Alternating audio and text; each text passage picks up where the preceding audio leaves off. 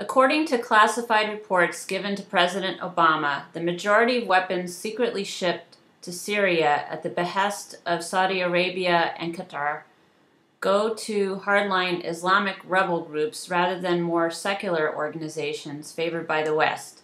In any case, weapons deals are made without vetting the organizations receiving them. On Tuesday, October 9th, Russia sold $4.2 billion worth of weapons to Iraq, making them the second next to U.S. in arms dealings. What is Iraq doing with more than $8.5 billion worth of weapons anyway? How do you plan to address the problem of arms dealers and so many weapons everywhere? Is there anything a president can do to stop the profit motive behind weapon building? Or are we doomed to live in a hellish world where escalated bullying is the norm? I think escalated bullying has become the norm. I think it's unfortunate that our State Department supports policies that facilitate that.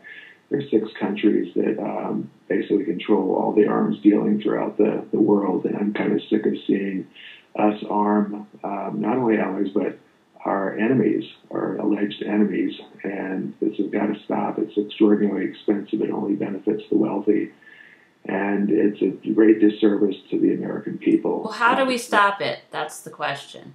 You can legislate against it. The State Department has rules and regulations regarding export of sensitive information that corporations sometimes use and governments sometimes use. They can control the arms the same way, using the same kinds of policies. And if people violate the policies, they go to jail. And one thing I've noticed, speaking of jail, is our country is sort of reluctant to put big boys and big girls in jail for one reason or another, usually money. And in my opinion, if we're unable or unwilling to do it, we should enlist the aid of the International Criminal Court. Okay. Thank you. And Harry, what would you do about all the arms? Well, I would first off get the profit out of it. This whole privatization of the military, which just where you're paying private soldiers $1,500 a day instead of regular soldiers that are lucky if they make $50 a day. This is crazy. This is just corporate sellouts. It's just lobbyists running our government amok, just like our elections and everything else is bribery. And money's behind it all in terms of our major problems, whether it's healthcare, foreign policy, you name it. And the problem is our government serves the interests of wealthy corporations that are multinational in nature, rather than the majority of American citizens.